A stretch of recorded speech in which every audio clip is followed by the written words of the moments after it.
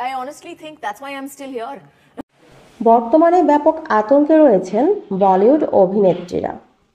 ইদানিং মাঝে মধ্যেই অভিনেত্রীদের নানান ধরনের আপত্তিকর ভিডিও ভাইরাল হচ্ছে নেট দুনিয়ায়। যদিও ভিডিওগুলো ফেক, কিন্তু এসবের জন্য ব্যাপক সমালোচনার মুখে পড়তে হচ্ছে অভিনেত্রীদের।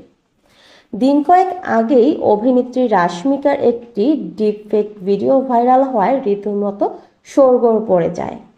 শেষ পর্যন্ত আইনের সহায়তা নিতে হয়েছে তাকে। এর এক সপ্তাহ পরেই ক্যাটরিনা কাইফের একটি ছবি একই রকমভাবেই ভাইরাল হয়। এবার আপত্তিকর ভিডিও ভাইরাল হয়েছে বলিউডের জনপ্রিয় অভিনেত্রী কাজলের। প্রযুক্তি যেমন দিন দিন আমাদেরকে উন্নতির দিকে ধাবিত করছে, ঠিক তেমনই বিপদের মুখেও ফেলছে। ইতিমধ্যে অভিনেত্রী কাজলের ডিপফেক এই ভিডিওটি নিয়েও তোড়পাড় শুরু হয়ে গেছে। ওই ভিডিওতে দেখা যায় কাজল পোশাক পরিবর্তন করছেন। মূলত ডিপফেক প্রযুক্তি ব্যবহার করেই ওই ভিডিওটি বানানো হয়েছে। যদিও মূল ভিডিওটি একজন সোশ্যাল মিডিয়া ইনফ্লুয়েন্সারের। আসল ভিডিওটি গেট রেডি উইথ মি ট্রেন্ডের একটি ভিডিও ছিল, যা গত 5 জুন টিকটকে আপলোড করা হয়েছিল। সেই ভিডিওটিতে কাজলের মুখ এডিট করে বসানো হয়েছে।